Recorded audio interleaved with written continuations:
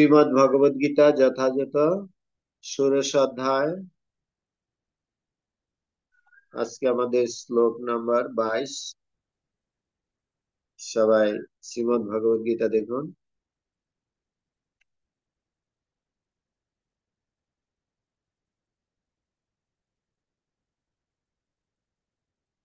এতই বিমুক্ত কৌন্তেয়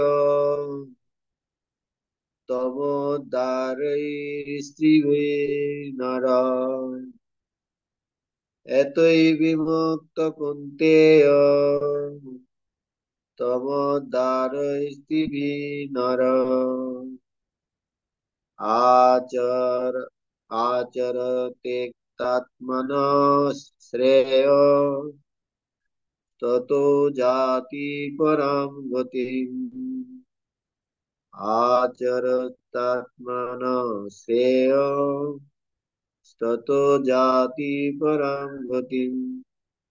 एतै विमुक्त कुन्तेय तमोद्दारं तमोद्दारं नर। आचर आचरते तात्मनः श्रेय ततो जाति परं गति। एतै विमुक्त कुन्तेय तमोद्दारयित्रिभिः नर। आचरते आत्मनः श्रेय ततो जाति परम गति। শব্দার্থ: এতেই এই বিমুক্ত মুক্ত হয়ে কুন্তেয় হে কুন্তি পুত্র তমোদ্দারই তমময় দ্বার থেকে ত্রিভি তিন প্রকার নর মানুষ আচরতি আচরণ করেন আত্মনঃ আত্মার শ্রেয় মঙ্গল তত অনন্তর জাতি লাভ করেন পরাম পরম গতিম গতি। শ্রীল প্রভুপাদ কৃত অনুবাদ এবং প্রাঞ্জল তাৎপর্য। জগৎগুরু শ্রীল প্রভুপাদ কি জয়। অনুবাদ: হে কুন্তেয়, এই তিন প্রকার তমোদার থেকে মুক্ত হয়ে যে মানুষ আত্মার শ্রেয় আচরণ করেন তিনি অনন্তর পরাগতি লাভ করে থাকেন। তাৎপর্য: মানব জীবনের তিনটি শত্রু কাম, ক্রোধ ও লোভ থেকে সর্বদাই সতর্ক থাকতে হবে। কাম, ক্রোধ ও লোভ থেকে মানুষ যতই মুক্ত হয় তার জীবন ততই নির্মল হয়। তখন সে বৈদিক শাস্ত্রে প্রদত্ত বিধিনিষেধের অনুশীলন করতে সক্ষম হয়। মানব জীবনের বিধিনিষেধগুলি অনুশীলন করার ফলে মানুষ ধীরে ধীরে আত্মজ্ঞান লাভের স্তরে উন্নীত হতে পারে। এই প্রকার অনুশীলনের ফলে কেউ যদি কৃষ্ণ ভাবনামৃত লাভ করার সৌভাগ্য অর্জন করে থাকে তাহলে তার সাফল্য অনিবার্য। বৈদিক শাস্ত্রে ক্রিয়া ও প্রতিক্রিয়া সমন্বিত যথাযথ কর্ম আচরণ করার নির্দেশ দেওয়া হয়েছে। মানুষকে নির্মল জীবনের স্তর উন্নীত করার জন্য সেই সমগ্র পন্থাটি সম্পূর্ণভাবে নির্ভর করছে কাম, ক্রোধ ও লোভ পরিত্যাগ করার উপর। এই পন্থায় জ্ঞান অনুশীলন করার ফলে আত্ম উপলব্ধির চরম স্তরে উন্নীত হওয়া যায়।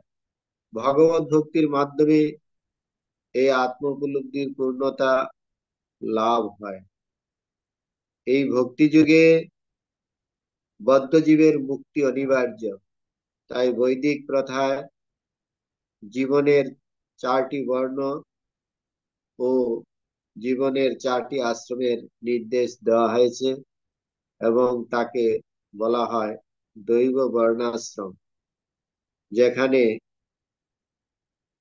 সমাজের বিভিন্ন বর্ণ ও আশ্রমের জন্য ভিন্ন ভিন্ন বিধান নির্দিষ্ট হয়েছে, এবং সেই যদি এবং কেউ যদি যথাযথভাবে সেগুলি আচরণ করেন, তাহলে আপনা থেকে তিনি আধ্যাত্ম উপলব্ধির চরম স্তরে উন্নীত হতে পারেন। তখন তিনি নিঃসন্দেহে মুক্তি লাভ করতে পারেন। হরে কৃষ্ণ। এখানে ছিল প্রভুপাদকৃত তাৎপর্য সমাপ্ত। হে কুন্তেয়, এই তিন প্রকার তমোদ্বার থেকে মুক্ত হয়ে যে মানুষ আত্মার শ্রেয়া আচরণ করেন, তিনি অনন্তর পরাগতি লাভ করে থাকেন। তো কালকে আমরা আলোচনা করেছি যে এই যে কাম ক্রোধ লোভ, এটা আমাদের শত্রু। এই কাম ক্রোধ লোভ থেকে যতক্ষণ অব্দি আমরা মুক্ত না হতে পারছি, ততক্ষণ অব্দি আমরা কৃষ্ণ ভাবনায় যুক্ত হতে পারছি। কাম এস ক্রোধ এস রজগুণ সমদ্ভব, মহাসন মহাপাপ না বিদ্যেন বৈরিণ। এই কাম হচ্ছে আমাদের চিরশত্রু।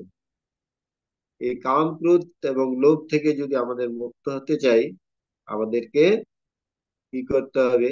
সাধু সঙ্গ করতে হবে।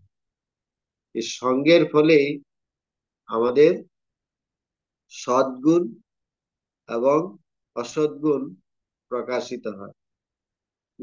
সাধু সঙ্গের ফলে আমাদের সদ্গুণ প্রকাশিত হয়, আর অসাধু সঙ্গের বিষয়ের সঙ্গের ফলে আমাদের অসৎ গুণগুলা প্রকাশিত হয়। এগুলি হচ্ছে এই কাম ক্রোধ লোভ, এগুলো হচ্ছে নরকের দ্বার বলা হয়েছে। কাম ক্রোধ লোভ থেকে মানুষ যতই মুক্ত হয়, তার জীবন ততই নির্মল হয়।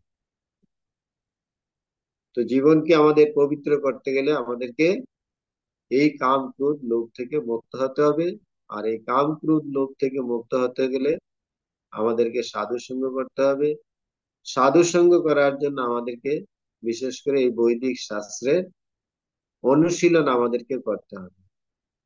এই জন্য ভগবান এই জগৎকে সুষ্ঠুভাবে পরিচালনা করার জন্য এই বৈদিক বর্ণাশ্রম দিয়ে গেছেন। চাতুর্বর্ণ ময়া সৃষ্টম গুণ কর্মান বিভাগস। এই সমাজকে সুষ্ঠুভাবে পরিচালনা করার জন্য বর্ণাশ্রম দিয়ে গেছে। চারটে বর্ণ এবং চারটে আশ্রম, ব্রাহ্মণ ক্ষত্রিয় বৈশ্য শূদ্র, এটা হলো বর্ণ। আর আশ্রম হচ্ছে ব্রহ্মচর্য, গার্হস্থ, বানপ্রস্থ, সন্ন্যাস। আর এগুলো বলা হচ্ছে দৈব বর্ণাশ্রম। দৈব বর্ণাশ্রম মানে ভগবত কেন্দ্রিক। হ্যাঁ, দৈব বর্ণাশ্রম ভগবত কেন্দ্রিক। যে চাতুর্বর্ণ, চাতুর্বর্ণ ময়া সৃষ্টম গুণ কর্মানো বিভাগ, গুণ এবং কর্ম অনুসারে ভগবান এই বর্ণাশ্রম তৈরি করেছেন। আমাদের জন্ম অনুসারে এই বর্ণাশ্রম তৈরি করা হয়নি। বলা হয়েছে যে ব্রাহ্মণ কুলে জন্ম নিলে ব্রাহ্মণ হওয়া যায় না, তাকে গুণ অর্জন করতে হয়। জন্ম না জায়তে শূদ্র, এই জগতে সে যেখানেই জন্মগ্রহণ করুক না কেন, যে কুলেই জন্মগ্রহণ করুক না কেন, জন্ম না জায়তে শূদ্র, তার জন্ম মাত্রে সে শূদ্র। সংস্কারাদ ভবতি দ্বিজ, এই সংস্কার লাভ করার মাধ্যমে, বৈদিক সংস্কার লাভ করার মাধ্যমে সে দ্বিজত্ব প্রাপ্ত হতে পারে। বেদ পাঠাত ভবেদ বিপ্র, যিনি এই বেদ অধ্যয়ন করবেন, শাস্ত্র অধ্যয়ন করবেন এবং বৈদিক শাস্ত্রের নির্দেশ অনুসরণ করবেন, তিনি হচ্ছেন ব্রাহ্মণ, ব্রাহ্মণ গুণ সম্পন্ন। এইভাবে এই বর্ণাশ্রম তৈরি করা হয়েছে, চারটা বর্ণ এবং আশ্রম। এবং বলা হয়েছে চারি বর্ণাশ্রম যদি কৃষ্ণ নাহি বোঝে, স্বধর্মে থাকেও রৌরবে মজে। শুধু বর্ণাশ্রমে থাকলে হবে না, সেখানে যে যেই আশ্রমে আছে না কেন, সেখান থেকে আমাদেরকে ভগবানের সাথে যুক্ত থাকতে হবে। যে বৈদিক শাস্ত্রের যে নির্দেশ, ব্রাহ্মণের যে 9টা গুণ রয়ে গেছে, সেই গুণগুলো তাকে অর্জন করতে হবে। সম দম তপ শৌচ ক্ষান্তির আর্জবম এবচ জ্ঞান বিজ্ঞান আস্তিক্যম ব্রহ্ম কর্ম স্বভাবজ। এই 9টা গুণ, কেউ তাকে ব্রাহ্মণ বলা হয়, তাকে এই 9টা গুণ তাকে অর্জন করতে হবে। তো এখানে যারা ভগবত ভক্তি যোগ অনুশীলন করছেন বা ভগবত ভক্ত যারা বৈষ্ণব, তাদের মধ্যে 26টি গুণ পরিলক্ষিত হয়। 26টি গুণ, যারা যথার্থ শুদ্ধ বৈষ্ণব, ভগবানের প্রিয়জন, তাদের মধ্যে 26টা গুণ পরিলক্ষিত হয়। তো যিনি ভক্ত বা বৈষ্ণব, তার মধ্যে স্বাভাবিকভাবেই এই ব্রাহ্মণত্ব গুণ, হ্যাঁ, থেকে যায়। এই জন্য এখানে ভগবত ভক্তিকে বিশেষভাবে প্রাধান্য দেওয়া হয়েছে। আর এই ভগবত ভক্তি লাভ করতে গেলে আমাদেরকে ভক্ত সঙ্গের প্রয়োজন আছে, এবং ভক্ত সঙ্গে আমাদেরকে এই শাস্ত্রের বিধিনিষেধ গুলি অনুশীলন করতে হবে।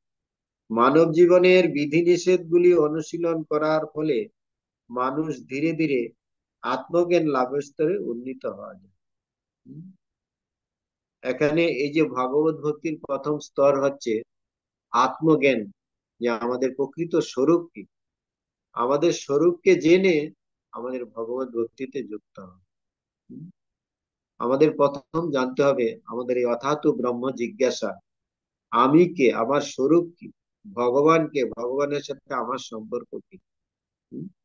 সেটা জেনে সেইভাবে শাস্ত্রের নির্দেশে আমাদের জীবনকে ভগবত ভক্তিতে যুক্ত করতে হবে।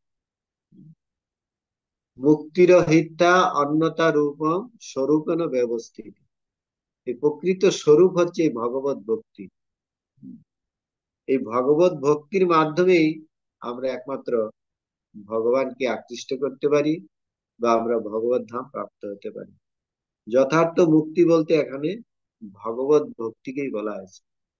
এই ভগবত ভক্তির মাধ্যমেই যথার্থ মুক্তি লাভ করতে পারে। এখানে মুক্তি মানে ভগবত ধাম প্রাপ্তি।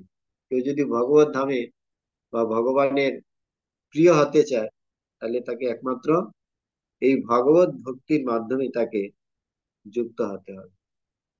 তাই এখানে বলা হয়েছে যে এই ভক্তি যুগে বদ্ধ জীবের মুক্তি অনিবার্য। এখানে যে মুক্তির কথা বলা হয়েছে, এটা হচ্ছে ভগবত ধাম প্রাপ্তি, ভগবত প্রাপ্তি। এই ভক্তি যুগের বদ্ধ জীবের মুক্তি অনিবার্য।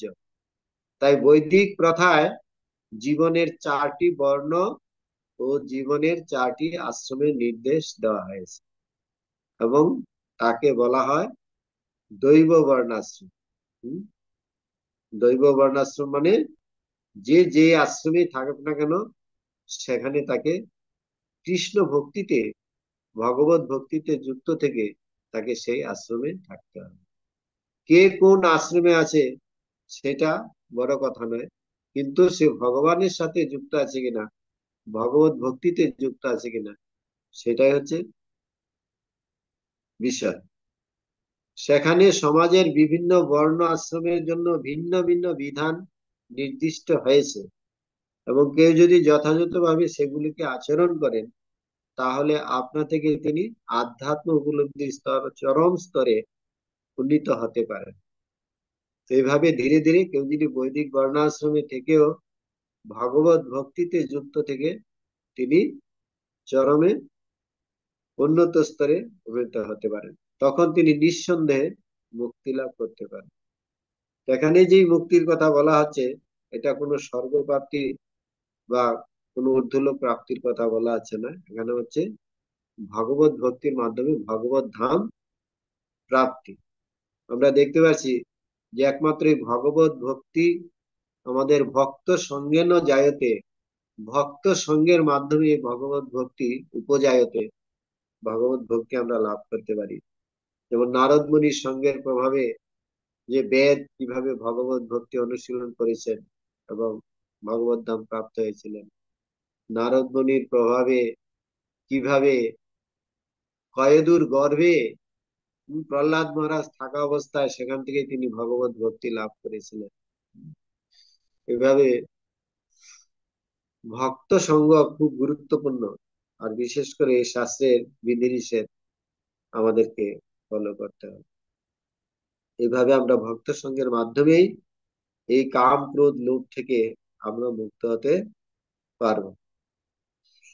উম, এবং এই সমস্ত বাসনাকে আমাদের ভগবানের প্রীতি বিধানে আমাদেরকে যুক্ত করতে হবে।